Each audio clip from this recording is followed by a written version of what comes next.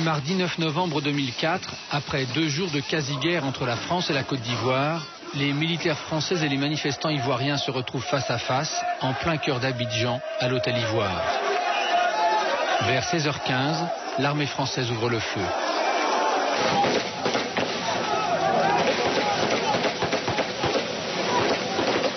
Ces images sont filmées par la télévision ivoirienne. Bilan, 7 morts et des dizaines de blessés selon Abidjan. Dans les jours qui suivent la fusillade, les autorités françaises donnent plusieurs versions des faits.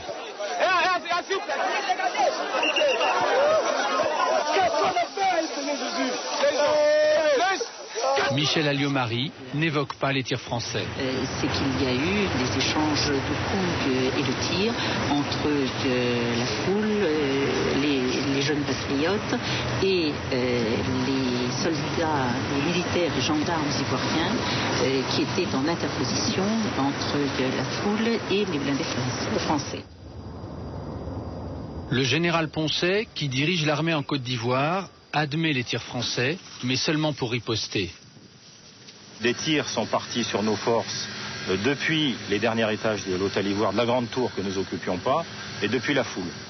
Dans ces conditions, nos unités ont été amenées à faire des tirs de sommation et à forcer le passage en évitant, bien évidemment, de faire des morts et des blessés parmi les manifestants.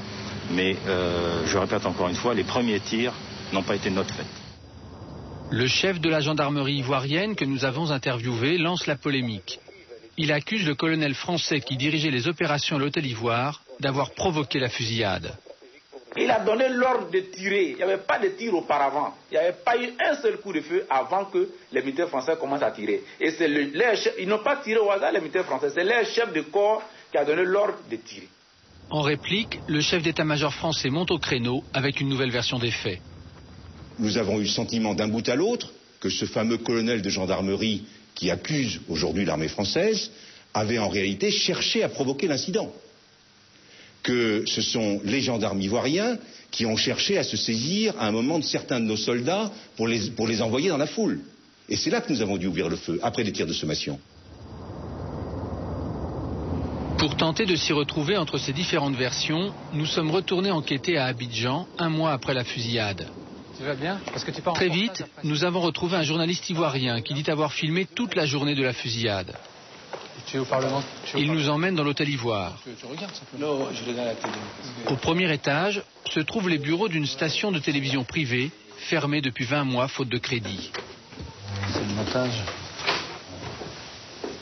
Le journaliste ivoirien nous montre l'intégralité de ses cassettes. Ce que je vais faire, moi, en fait, je vais... 2 heures d'images inédites qui permettent de retracer l'enchaînement des faits ce fameux mardi 9 novembre 2004. Voilà. C'est nous qui avons réalisé le montage. Gendarme ivoirien en action. Ce jour-là, les chars français sont stationnés autour de l'hôtel Ivoire. Ils tiennent la position depuis la veille. Les manifestants qui ont passé la nuit sur place déambulent sur l'esplanade. La caméra filme depuis le premier étage, depuis les bureaux de la télévision privée. La foule est de plus en plus compacte. L'armée française a disposé des barbelés pour empêcher les manifestants d'avancer. Le caméraman descend dans le hall de la Tour Ivoire. Il filme les militaires français visiblement détendus. Nous sommes 7 heures avant la fusillade.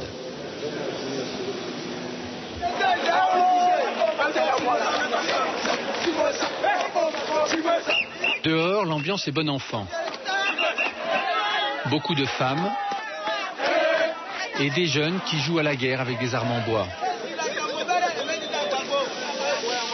Les manifestants enlèvent une partie des barbelés posés par l'armée française.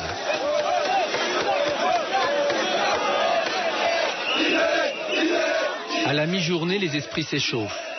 Les jeunes patriotes réclament le départ des Français. Ils sont persuadés que Paris est en train de préparer un coup d'État contre le président Gbagbo.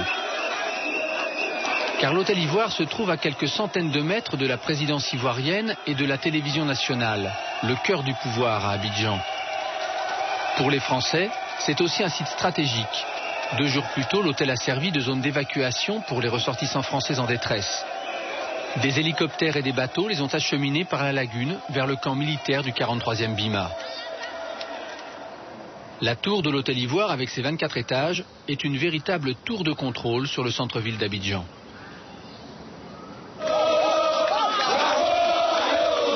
Deux heures avant la fusillade, la tension monte d'un cran. Les manifestants sont en contact des blindés français. Le service d'ordre des jeunes patriotes a du mal à contenir la foule qui pousse. On ne voit pas de manifestants armés, mais la foule est de plus en plus excitée. L'armée française veut replacer les barbelés. Le chef des opérations, ici à droite, c'est le colonel français Patrick Destremo. 2 jours plus tôt, il a perdu 9 hommes dans un bombardement de l'aviation ivoirienne à Bouaké, le point de départ de toute la crise. Le présentateur vedette de la chaîne privée ivoirienne qui filme est arrivé sur place, il commente la scène. Chers téléspectateurs, je crois que quelques éléments d'information sont en train de se faire compléter entre les autorités ivoiriennes et les autorités françaises sur le plan militaire. À gauche, le colonel français Patrick Destremo. Deuxième point, on ne pourra jamais partir. Donc là, il faudrait que vos gendarmes, on a amené du barbelé, ils rétablissent le dispositif initial. De toute façon, ce qu'on ait un espace entre la foule et mes matériels et mes personnels. L'homme qui transmet les ordres est le chef des gendarmes ivoiriens, le colonel Bipoint, que nous avions interviewé. Nous, on va s'interposer. Et comme ça, vous aurez suffisamment d'espace pour mettre les barbelés et puis faire ce qu'il y a. Voilà. C'est en particulier à gauche où j'ai besoin de quelqu'un qui vienne tout de suite. Laissez-nous travailler là. C'est toujours important qu'on donne l'information aux gens, ça calme un peu l'atmosphère. C'est important, puisque c'est votre objectif. La situation difficile, mais sera gérable.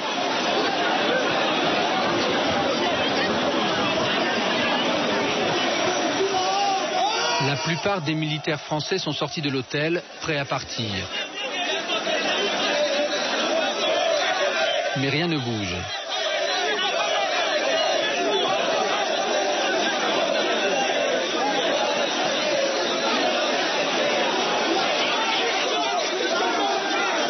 Il n'y a plus de barbelés. Les gendarmes ivoiriens ont le plus grand mal à contenir la foule. Une demi-heure avant la fusillade, les conciliabules continuent entre le commandant français et le chef des gendarmes ivoiriens. Comme si j'étais venu vous demander de tirer. D'accord, comprenez. Oui, je comprends. Jusqu'à présent, vous n'avez pas tiré. Depuis le matin jusqu'à présent, vous n'avez pas tiré. Laissez-nous, on va gérer ensemble, vous et moi, vous pouvez laisser. Maintenant, si vous avez le projet de tirer, vous me le tirez et puis je vous laisse tirer. Non, mais le projet, c'est qu'on arrive ensemble à repousser les trucs. On va jouer cette hypothèse. Très bien.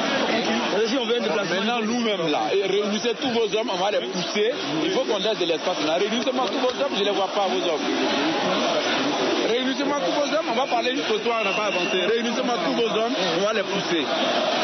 On sent en vous cette volonté vraiment de trouver une solution à l'amiable pour ne pas que nous allions au vinaigre. Alors, à l'issue de l'entretien que vous avez eu donc avec l'autorité de la gendarmerie, qu'est-ce qui a été arrêté exactement? Eh bien, ce que nous souhaitons, c'est que la foule trouve le calme et que les gens reculent de façon à ce qu'ils soient moins près de tous nos véhicules et de l'hôtel.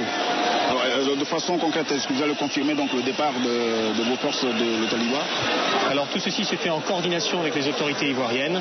Voilà, et comme tout responsable, j'attends que les autorités aient pris une décision avant de prendre à mon niveau des mesures d'exécution. Je vous remercie, on espère qu'on croisera les doigts de sorte que tout se passe bien, qu'il n'y ait pas de garniche. Et je pense que c'est votre choix aussi. Mon premier choix, c'est que la paix et la sécurité reviennent en Côte d'Ivoire et à Abidjan. Je vous remercie. Tout à coup, la fusillade commence. Le caméraman coupe sa caméra en se mettant à couvert. Au ralenti, on voit les militaires français reculer et on devine au loin les manifestants qui avancent. Que s'est-il passé exactement? Pourquoi les Français ont-ils tiré? Nous avons retrouvé John Jay, le présentateur ivoirien, un mois après la fusillade. Non, mais moi, c'est vrai. Sur le parking de l'Hôtel Ivoire, il se trouvait à une trentaine de mètres des premiers militaires qui ont ouvert le feu. Selon lui, tout a basculé quand des manifestants ivoiriens ont submergé le dispositif français. Ça a commencé à chauffer à partir de là. Vous savez là, il y avait des soldats français qui étaient en face de la foule qui était ici. Vous comprenez? Donc plus la foule venait, personne ne pouvait le contenir.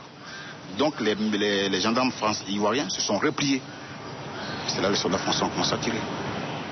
C'était tir de sommation. Qu'est-ce que ça a été? C'est eux qui ont tiré.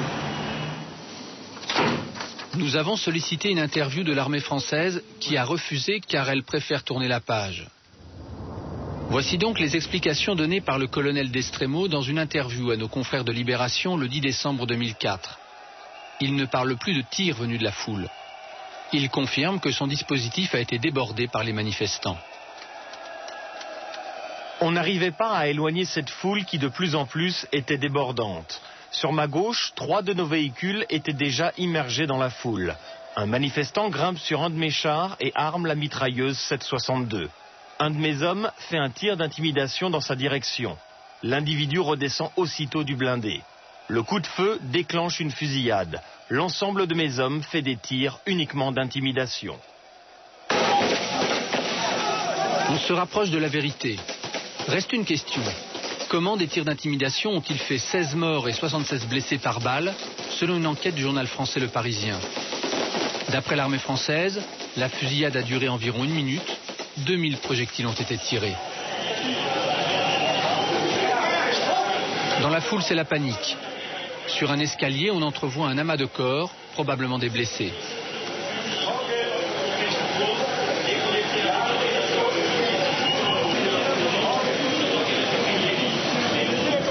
Un jeune homme au crâne éclaté gît à quelques mètres des militaires français.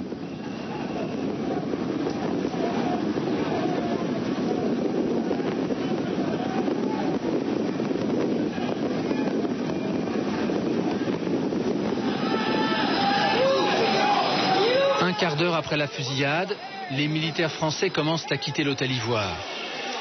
On ne voit pas de ressortissants civils évacués, mais du matériel lourd, notamment des lance-roquettes.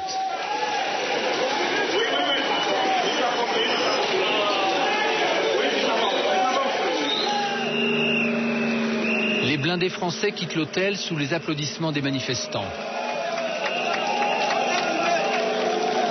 Dans la précipitation, les Français ont laissé derrière eux du matériel. Et surtout, grosse bourde, ils ont oublié l'un de leurs ordinateurs. On voit ces ordinateurs dans les images filmées le matin de la fusillade par le journaliste ivoirien. Un mois plus tard, nous avons rendez-vous à l'hôtel Ivoire. Voici l'homme qui a trouvé l'ordinateur oublié par les Français. Il préfère rester anonyme. C'est un médecin ivoirien venu soigner des blessés après la fusillade. Il nous montre où il a trouvé l'ordinateur dans le hall d'entrée de l'hôtel. Elle était placée ici. Cette table était placée ici et ils avaient branché. Il y avait une file ici qui alimentait l'ordinateur. Le médecin a transmis l'ordinateur à un conseiller de Laurent Gbagbo. Lui aussi veut rester anonyme. Avant de faire passer l'ordinateur de l'armée française à la présidence ivoirienne, il en a conservé une copie sur un CD-ROM qu'il accepte de nous montrer.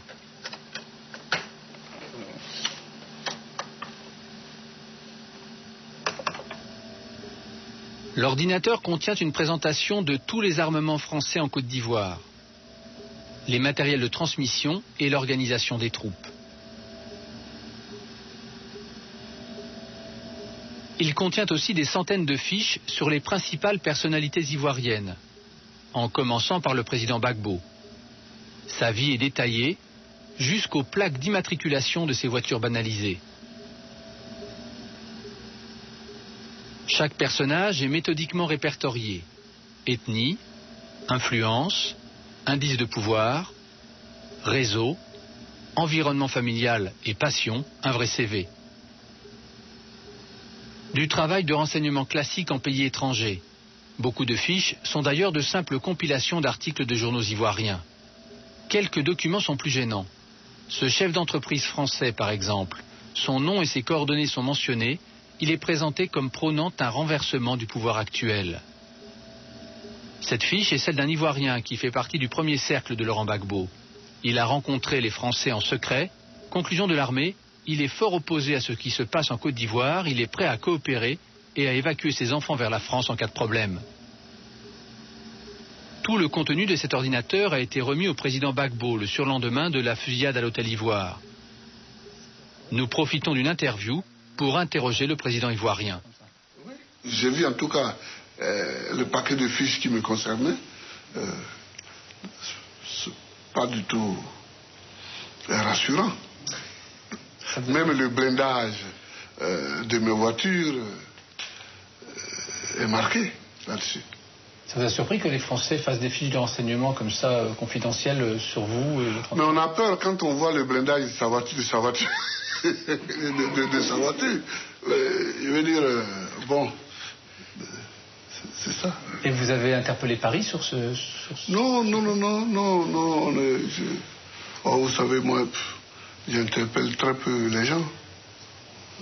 Je constate et puis bon, je mène ma petite vie tranquillement. Laurent Gbagbo aurait tort de se plaindre. Dans l'ordinateur, il y a aussi tous les détails sur l'état-major des rebelles, ces opposants qui tiennent le nord du pays. Une mine d'informations. La moindre arme sur le terrain est signalée. Sans le faire exprès, la France a rendu un fier service au président ivoirien. Est-ce que cet ordinateur peut aider militairement le président Gbagbo? S'il y avait une reprise de guerre en ce moment, oui, militairement, ça pourrait aider Gbagbo, puisque nous savons